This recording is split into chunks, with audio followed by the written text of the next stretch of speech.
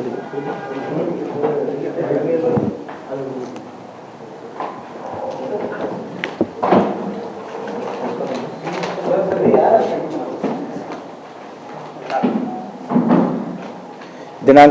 11/2/2025 ವಿಜಯಪುರ ಸಿಟಿಯ ಗಾಂಧಿ ಚೌಕ್ ಪೊಲೀಸ್ ಠಾಣಾ ವ್ಯಾಪ್ತಿಯ ಮದಿನಾ ನಗರದಲ್ಲಿ ರಾತ್ರಿ 9:30 ಗಂಟೆಗೆ ಪಿಂಟು ಮತ್ತು 4-5 ಜನ ದುಷ್ಕರ್ಮಿಗಳು ಸೇರಿ ಬಾಗಪ್ಪ ಹರಿಜನ್ ಇದನ್ನು ಪಿಸ್ತೂಲ್ನಿಂದ ಗುಂಡು ಹಾರಿಸಿ ಮತ್ತು ತಲವಾರು ಕೊಡ್ಲಿ ಯಂತ್ರ ಆತನಿಗೆ ಮಾರಣಾಂತಿಕ ಹಲ್ಲೆಯನ್ನು ಮಾಡಿ ಸ್ಥಳದಲ್ಲಿ ಬಾಗಪ್ಪ ಹರಿಜನ್ ಮೃತಪಟ್ಟಿರ್ತಾನೆ. ಅದಕ್ಕೆ ಸಂಬಂಧಪಟ್ಟಂತೆ ಬಾಗಪ್ಪ ಹರಿಜನಿನ ಮಗಳಾದಂತಹ ಗಂಗೂಬಾಯಿ ಹರಿಜನ್ ಇವಳು ಗಾಂಧಿ ಚೌಕ್ ಪೊಲೀಸ್ ಠಾಣೆಯಲ್ಲಿ ಅಪರಾಧ ಸಂಖ್ಯೆ 32/25 under section 189 class 2, 191 class 2, 191 class 3, 352, 103, 190 BNS act ಅಡಿಯಲ್ಲಿ ಮತ್ತು 25A ಆರ್ಮ್ಸ್ ಆ್ಯಕ್ಟ್ ಅಡಿಯಲ್ಲಿ ಪ್ರಕರಣ ದಾಖಲಾಗಿರುತ್ತೆ. ಮೃತನಾದಂತಹ ಯಾರು ಬಾಗಪ್ಪ ಹರಿಜನ್ ಈಗಾಗಲೇ ಅವನು ಅಪರಾಧಿಕ ಹಿನ್ನೆಲೆಯನ್ನು ಉಳ್ಳವನಾಗಿದ್ದು ಆತನ ಮೇಲೆ 10ಕ್ಕೂ ಹೆಚ್ಚು ಪ್ರಕರಣಗಳು ದಾಖಲಾಗಿತ್ತು. ಅದರಲ್ಲಿ 6ಕ್ಕೂ ಹೆಚ್ಚು ಪ್ರಕರಣಗಳು ಆತನ ಮೇಲೆ ಮರ್ಡರ್ ಕೇಸುಗಳು ಕೂಡ ದಾಖಲಾಗಿತ್ತು. ಸೊ ಈ ಹಿನ್ನೆಲೆಯಲ್ಲಿ ಆತನ ಅಸೋಸಿಯೇಟ್ ಆದಂತಹ ಒಬ್ಬ ರವಿ ಮೇಲಿನ್ಕೇರಿ ಅನ್ನೋನು ಕಳೆದ 6 ತಿಂಗಳ ಮುಂಚೆ ಮರ್ಡರ್ ಆಗ್ತಾನೆ. ಆ ಮರ್ಡರ್ ಕೇಸಲ್ಲಿ ತುಳಸಿರಾಮ್ ಹರಿಜನ್ನು ಮತ್ತು ಅಲೆಕ್ಸ್ ಗೊಲ್ಲರು, ಪ್ರಕಾಶ್ ಗೊಲ್ಲರು, ಷಣ್ಮುಖ ನಡುವಿನ್ಕೇರಿ ಮತ್ತು ಇನ್ನಿತರರು ಸೇರಿ ಆತನನ್ನು ಕೊಲೆ ಮಾಡಿರ್ತಾರೆ. ಈಗಾಗಲೇ ಆ ಎಲ್ಲ ಕೊಲೆ ಆರೋಪಿಗಳು ನ್ಯಾಯಾಂಗ ಬಂಧನದಲ್ಲಿದ್ದಾರೆ. ಈ ರವಿ ಮೆಲ್ಕಿನ್ಮೇರಿ ಮತ್ತು ಬಾಗಪ್ಪ ಹರಿಜನ್ ಇವರು ಕೂಡ ಒಂದೇ ತಂಡದಲ್ಲಿದ್ದು ಇವರು ಕೂಡ ಹಲವಾರು ವರ್ಷಗಳಿಂದ ಕೂಡಿ ಕೆಲಸ ಮಾಡಿರ್ತಾರೆ. ಅವರ ಮಧ್ಯೆ ಸಾಕಷ್ಟು ವ್ಯವಹಾರಗಳನ್ನು ಕೂಡ ಇರುತ್ತೆ. ಹಣಕಾಸಿನ ವ್ಯವಹಾರ ಆಗಿರ್ಬೋದು, ರಿಯಲ್ ಎಸ್ಟೇಟ್ ವ್ಯವಹಾರ ಆಗಿರ್ಬೋದು, ಇವರಿಬ್ಬರು ಕೂಡಿ ಕೆಲಸವನ್ನು ಮಾಡಿರ್ತಾರೆ.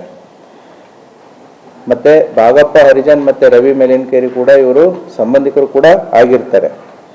ಆದರೆ ರವಿ ಮೆಲಿನ್ಕೇರಿ ಮೃತಪಟ್ಟ ನಂತರ ಈಗೇನು 6 ತಿಂಗಳಾದ ನಂತರ ಬಾಗಪ್ಪ ಹರಿಜನ್ನು ಈತನ ತಮ್ಮನಾದಂತಹ ಪ್ರಕಾಶ್ ಮೆಲಿನ್ಕೇರಿ ಏನಿದ್ದಾನೆ ಆತನಿಗೆ ಸಾಕಷ್ಟು ಒತ್ತಡವನ್ನು ತರ್ತಾ ಇರ್ತಾನೆ.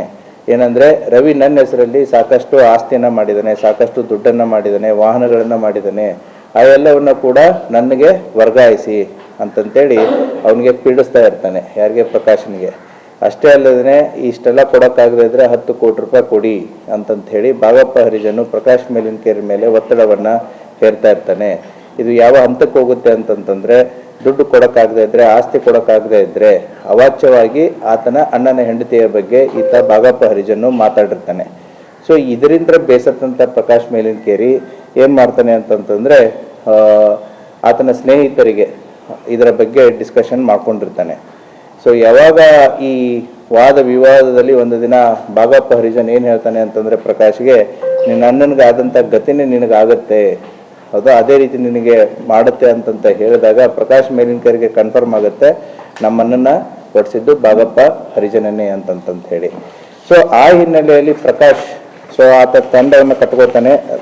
ಆತನ ಅಸೋಸಿಯೇಟ್ಸ್ ಅಂತಂತಂದರೆ ಆತನ ಸಂಬಂಧಿಕರ ಇವರು ಕೂಡ ರಾಹುಲ್ ತಳಕೇರಿ, ಈತ ಹರ್ತಿಯವನು, ಅದೇ ರೀತಿ ಸುದೀಪ್ ಕಾಂಬ್ಳೆ ಇವನು ಅಗರ್ಕೇಡ್ದವನು, ಮತ್ತು ಮಣಿಕಂಠ ಬೆನಕೊಪ್ಪ ಅಂತಂತ ಹೇಳಿ ಈತ ಸುದೀಪ್ನ ಫ್ರೆಂಡು. ಮತ್ತು ಕಳೆದ ಸುಮಾರು ತಿಂಗಳಿಂದ ಈತ ಇಲ್ಲಿ ರವಿ ಜೊತೆಗಾಗಿರ್ಬೋದು ಮತ್ತು ಪ್ರಕಾಶನ ಜೊತೆಗೆ ಆಗಿರ್ಬೋದು ಈತ ಸ್ನೇಹಿತನಾಗಿ ಕೆಲಸ ಮಾಡ್ತಾ ಇರ್ತಾನೆ. ಈತ 4ನೇ ಆರೋಪಿ ಆದಂತಹ ಮಣಿಕಂಠ ಬೆನಕೊಪ್ಪ ಈತ ಬೈಲಂಗುಲದವನು ಇರ್ತಾನೆ.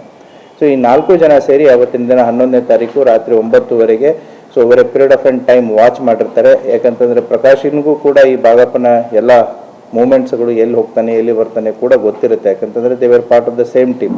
ಸೊ ಆ ಹಿನ್ನೆಲೆಯಲ್ಲಿ ಅವತ್ತಿನ ದಿನ ಈತನನ್ನು ವಾಚ್ ಮಾಡಿ ಒಂದು ಆಟೋ ಒಂದು 2 ವೀಲರ್ದಲ್ಲಿ ಏನು ವಾಕ್ ಮಾಡ್ತಾ ಇರ್ತಾನೆ ಆ ಸಂದರ್ಭದಲ್ಲಿ ಬಂದು ಆತನನ್ನು ಈ ಪಿಸ್ತೂಲು, ತಳವಾರು ಮತ್ತು ಈ ಕೊಡ್ಲಿ ಯಂತ್ರ ಮಾರಣಾಂತಿಕವಾಗಿ ಹಲ್ಲೆ ಮಾಡಿ ಕೊಲೆ ಮಾಡಿ ತಪ್ಪಿಸ್ಕೊಂಡಿರ್ತಾರೆ. ಆ ಹಿನ್ನೆಲೆಯಲ್ಲಿ DYSP ಸಿಟಿ ಎಲ್ಗಾರ್ ಅವರ ನೇತೃತ್ವದಲ್ಲಿ ತಂಡವನ್ನು ರಚಿಸಿರುತ್ತೆ. ಗಾಂಧಿ ಚೌಕ್ ಇನ್ಸ್ಪೆಕ್ಟರ್ ಅಂತ ಪ್ರದೀಪ್ ತಳಕೇರಿ ಮತ್ತು ಗೋಲ್ಗುಂಬಾಜ್ ಇನ್ಸ್ಪೆಕ್ಟರ್ ಆದಂತಹ ನಮ್ಮ ಮಲ್ಲಯ್ಯ ಮಠಪತಿ ಇವರು ತಂಡಗಳನ್ನು ರಚನೆ ಮಾಡಿ ಎಲ್ಲ ಆಯಾಮಗಳಲ್ಲಿ ಈಗ ತನಿಖೆಯನ್ನು ಕೈಗೊಂಡು ಈ 4 ಜನ ಆರೋಪಿತರನ್ನು ಬಂಧಿಸಿದ್ದಾರೆ. ತನಿಖೆ ಇನ್ನೂ ಮುಂದುವರಿತಾ ಇದೆ. Thank you.